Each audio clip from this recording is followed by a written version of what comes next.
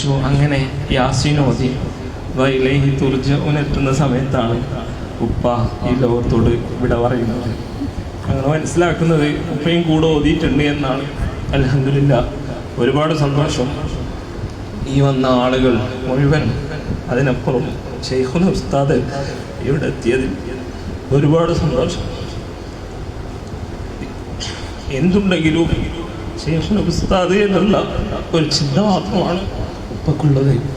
ആ ഉസ്താദിൻ്റെ നിയലായി മർക്കസിനും പ്രസ്ഥാനത്തിൽ പിന്തുണ കൊടുക്കാനും എപ്പോഴും പറയാതാണ്, നീ മർക്കസിനുണ്ടാവണം, ഞാൻ അവിടെ അല്ലെങ്കിലും നീ അവിടെ ഉണ്ടല്ലോ എന്നിങ്ങനെ പറയും.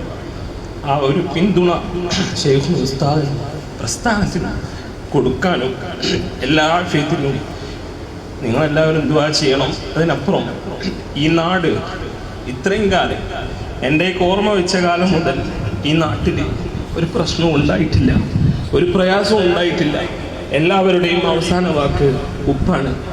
പെരുന്നാളിൻ്റെ ദിവസം ജനങ്ങൾക്കൊക്കെ പൈസ കൊടുക്കുന്ന ഒരു ഉപ്പ, അതല്ലെങ്കിൽ റബീഉൽ അവ്വലിന് മുന്നിൽ നിന്ന് ജാഥക്ക് നേതൃത്വം കൊടുക്കുന്ന ഉപ്പ, ഈ നാട്ടുകാർക്ക് എല്ലാവർക്കും സമാധാനം കൊടുക്കുന്ന, നാടിൻ്റെ നാനാഭാഗത്തു നിന്നും മസ്ലഹത്തിന് വേണ്ടി വീട്ടിൽ വരുമ്പോൾ അവർക്കിങ്ങനെ ചായ കൊടുത്തുകൊണ്ടിരുന്ന മക്കളായിരുന്നു ഞങ്ങൾ.